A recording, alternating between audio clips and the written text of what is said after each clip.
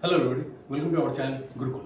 आज हम लोग गुरुकुल में पॉलिटी के ऊपर में हम लोग आज हमारा बड़ा क्लास है। हम पूरा क्लास में पॉलिटी में 1, 2, 3, 4 सीरीज लेकर आ रहे हैं, जिसमें हम लोग भारत के संविधान और भारत के न्याय व्यवस्था के ऊपर में हम लोग बात करेंगे। आज का जो टॉपिक है वो टॉपिक है भारत का संविधान और इसका परिचय और इसका इतिहास। तो इसके बारे में स्टार्ट करने से पहले हमें इतिहास के बारे में जानना बहुत जरूरी है, क्योंकि जब तक हम इतिहास नहीं जानेंगे तब तक हमारा भविष्य के बारे में या प्रेजेंट के बारे में जानना उतना आसान नहीं है। इसलिए सबसे पहले इतिहास में हमारे देश में किस तरह के कानून थे उसके बारे में हम लोग थोड़ा बात कर ले। जैसे वैदिक काल में और बहुत ही पुराने प्राचीन इतिहास में हमारे यहाँ मनुस्मृति से ही हमारा शासन चलता था, लेकिन बाद में राजतंत्र था और इस तरह राजा आए। वो राजा जो चाहते थे वो अपने हिसाब से अपने नियम बनाते थे, लेकिन मुगलों के आने के बाद हमारे देश संविधान शरीयत के हिसाब से चलने लगा। लेकिन जब औरंगजेब आया तो औरंगजेब के आने के बाद हमारे देश में उसने एक कानून बनाया, फतवा आलमगिरी। और फतवा आलमगिरी के कानून के हिसाब से इस कानून में सबसे ऊपर में नवाब होता था, उसके नीचे में काजी या मुफ्ती होते थे जो फतवा निकालते थे, और इस तरह से हमारा देश का कानून चल रहा था। लेकिन अंग्रेजों के आने के बाद हमारे देश में ईस्ट इंडिया कंपनी आई और अंग्रेजों का शासन हुआ, और ईस्ट इंडिया कंपनी ने वॉरेन हेस्टिंग ने एक जुडिशियल प्लान लेकर आए, और उसके बाद अंग्रेजों ने अपने यहाँ शासन करने के लिए जो जो जरूरत थी उसके हिसाब से उन्होंने बहुत सारे कानून बनाए। लेकिन उसके बाद जब 1905 में हमारे देश में भंग हुआ, जो बंगाल का विभाजन हुआ, वो लोग चाहते थे कि हमारे देश के जो हिंदू मुसलमान के अंदर में झगड़ा बढ़े और विभेद बढ़े, जिससे वो यहाँ पर आसानी से शासन कर सके। इसका पूरा उदाहरण यही है, 1905 में जब हमारे बंगाल का विभाजन हुआ और 1906 में मुस्लिम लीग का स्थापना हो गया। इसका मतलब वो लोग चाहते ही थे हिंदू और मुस्लिम अलग अलग रहे और अपने में झगड़ा करे और वो अपना काम निकालते रहे। लेकिन उसके बाद फर्स्ट वर्ल्ड वॉर हुआ। फर्स्ट वर्ल्ड वॉर के बाद 1919 में अंग्रेजों ने गवर्नमेंट ऑफ इंडिया एक्ट 1919 लेकर आए। इसमें एक बहुत बड़ा रिफॉर्म था, इसमें बहुत सारे नियम थे, जैसे रॉलेट एक्ट भी उसी में आता था, और ये सारे एक्ट जो आए। लेकिन इसके बाद 1927 में जब भारत में अंग्रेजों ने साइमन कमीशन को भेजा, वहां पर वो लोग आए थे, साइमन कमीशन आए थे कि यहाँ पर कॉन्स्टिट्यूशनल रिफॉर्म लाने के लिए। लेकिन वहां साइमन कमीशन में जितने भी आदमी थे, ये सारे आदमी 7 जो मेंबर थे उसमें 7 मेंबर अंग्रेज थे। अब अंग्रेज जब मेंबर हैं तो कांग्रेस ने इसका विरोध किया और उसने कहा कि जब भारत के संविधान के बारे में यदि रिपोर्ट बना रहे हो और इस कमेटी में यदि इंडियन नहीं है तो हमारे संस्कृति, हमारे प्रॉब्लम, हमारे सारे कुछ तुम जानते ही नहीं हो, तो हमारे देश का संविधान तुम कैसे बनाओगे। ये बात भी तो ठीक थी।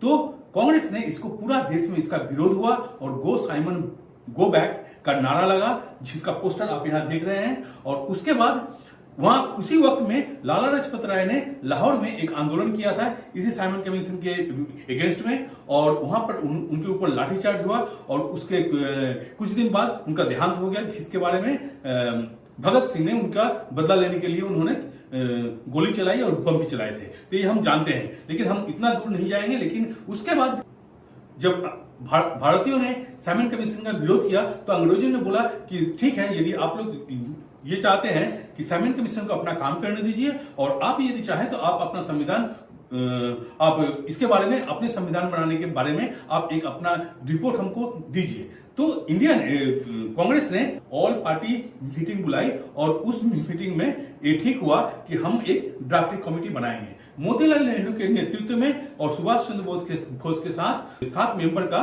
एक ड्राफ्टिंग कमेटी बना, जो अपना रिपोर्ट 1930 में दी, और उस रिपोर्ट को हम लोग नेहरू रिपोर्ट जानते हैं। लेकिन उस रिपोर्ट में उतना कुछ हुआ नहीं, क्योंकि जिन्ना इस रिपोर्ट से उतना खुश नहीं था और उसके दिमाग में हमेशा देश को विभाजन करने का बात उसके अंदर चल ही रहा था।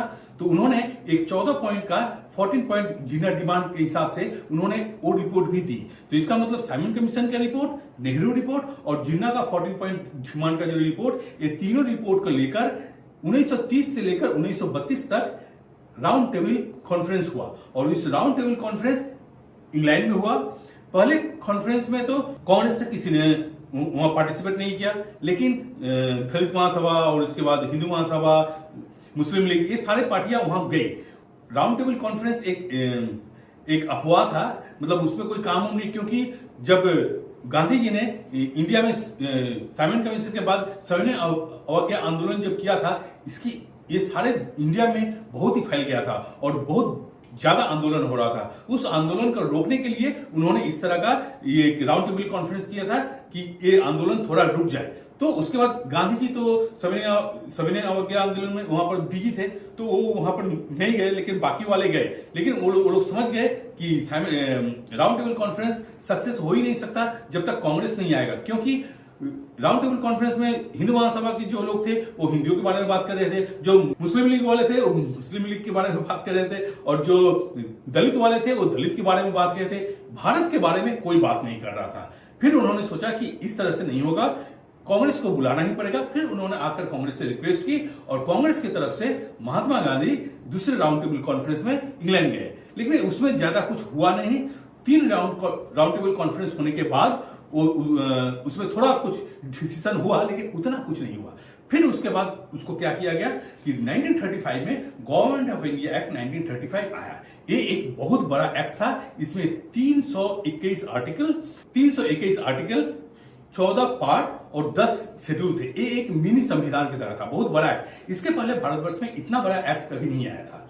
तो फिर उसके बाद इन्होंने देखा कि इसमें कुछ हम लोग तो संविधान के बारे में बात कर रहे हैं, लेकिन इस एक्ट के बारे में थोड़ा जान लेना चाहिए, जिससे हम लोग को थोड़ा आगे के बारे में जानने में बहुत ही आसानी होगी। तो ये जो 1935 में जो गवर्नमेंट ऑफ इंडिया एक्ट 1935 आया था, इसमें बहुत सारे चीज ऐसे थे जो हमारे देश में संविधान में भी हम उसको यूज कर रहे हैं, और उसमें भी हम लोग के संविधान में भी इसका भागीदारी है, मैंने संविधान में भी इसको डाला गया है। इसलिए इसके बाद जैसे 1935 में गवर्नमेंट ऑफ इंडिया एक्ट में उन्होंने क्या किया कि हमारे देश में, भारत में 9 राज्य थे। 9 राज्य नहीं थे, प्रोविंस थे। उस वक्त राज्य नहीं बोलते थे, उस वक्त प्रोविंस बोलते थे, प्रांत। तो 9 प्रोविंस थे। उन्होंने उसको 9 प्रोविंस को उन्होंने तोड़ दिया। उन्होंने तोड़कर 9 प्रोविंस को तोड़कर उन्होंने 11 प्रोविंस बनाए। उन्होंने कैसे किया 11 प्रोविंस? उन्होंने नॉर्थन फ्रंटियर को उन्होंने यहां डाल दिया, और पंजाब से उन्होंने सिंध को अलग कर दिया। ठीक है, पंजाब से उस सिंध को अलग कर दिया, और बर्मा को उन्होंने, जो हमारे देश में ही था, उसको अलग, बिहार और उड़ीसा को अलग कर दिए।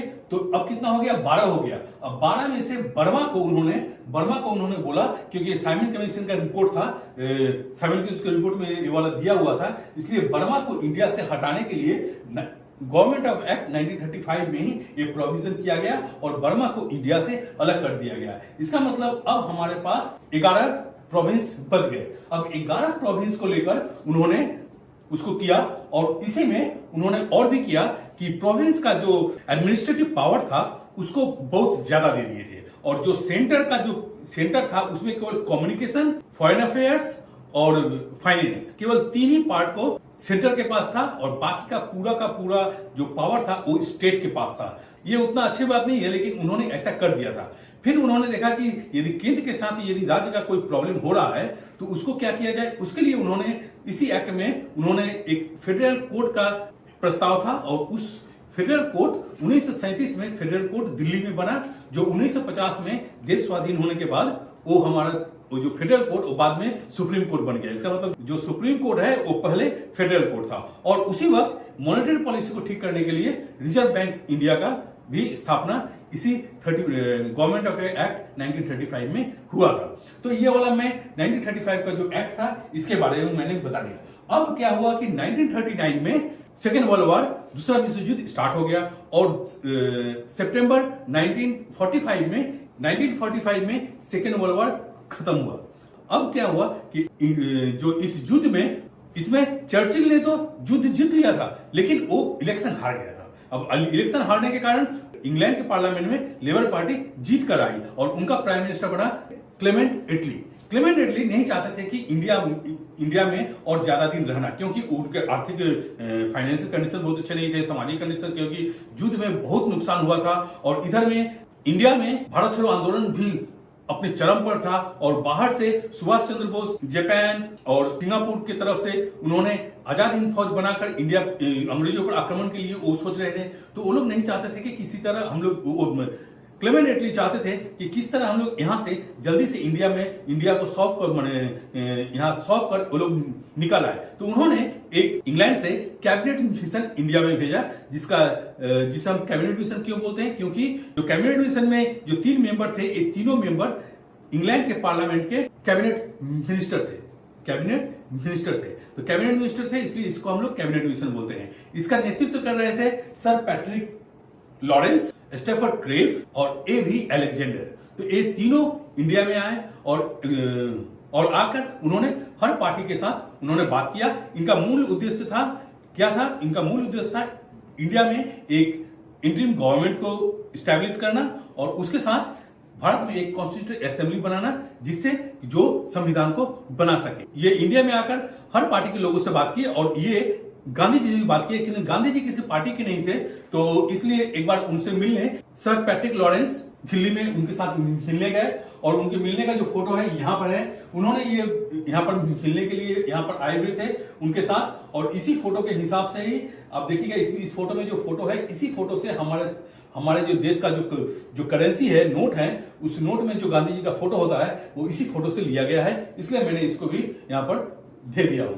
पैट्रिक लॉरेंस गांधी से भी बात किए।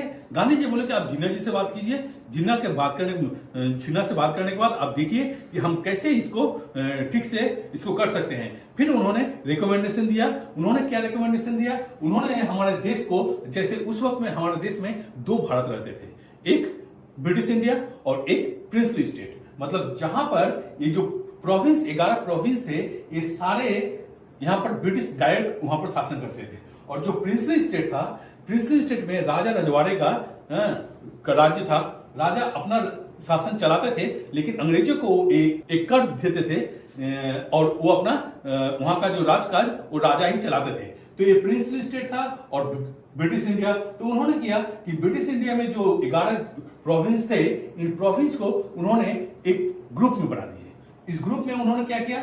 इस ग्रुप में उन्होंने ठीक किया कि पहले हम लोग United province, central province, Madras, Bombay, Bihar, इनको एक ग्रुप में रखा। उधर में पंजाब, सिंध, बलूचिस्तान और नॉर्थ ईस्ट फ्रंटियर को उन्होंने बी में रखा और सी में उन्होंने बंगाल और असम को रखा। और रखकर उन्होंने ये तय किया कि इसके अंदर में जो ग्रुपिंग है, एक ग्रुपिंग 5 साल बाद यदि कोई राज्य चाहता है, कोई प्रोविंस चाहता है कि वो अपना ग्रुप चेंज करे, तो अपना ग्रुप वो चेंज कर सकता है। और 10 साल बाद यदि वो चाहे तो अपना कॉन्स्टिट्यूशन भी वो अपना चेंज कर सकता है। तो ये बात सुनकर जिन्ना बहुत खुश हुआ, क्योंकि वो तो चाहता था कि हमको इंडिया में जब हम इंडिया से अलग हो गए, पाकिस्तान बनाएंगे, तो हमारे पास और भी जमीन हो जाएगा। क्योंकि बंगाल तो, और एक बात हम लोग और जान ले, क्योंकि यहाँ पर जो 11 प्रोविंस थे, इसमें 9 में कांग्रेस का शासन था।